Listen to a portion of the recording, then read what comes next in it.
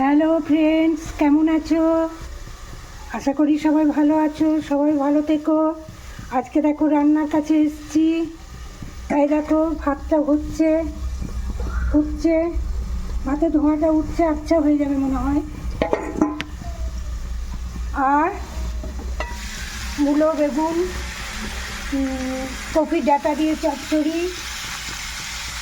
দেখো চচ্চড়িটা চাপিয়েছি। আর বেগুনগুলো আলাদা করে দেখো ভেজে রেখেছি, দিয়ে দিলে গলে যায় বলে পরে দেবো, নামাবার মুখে দেবো। আর এতে সর্ষে বাটা আছে।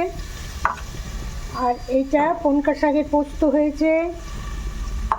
গেছে। আর এই যে চিকেনটা আছে, চিকেনটা হবে।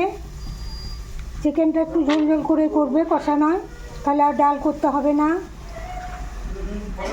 আর এইটা হচ্ছে আমার এনার্জি, ভিটামিন, যা বলবে তাই।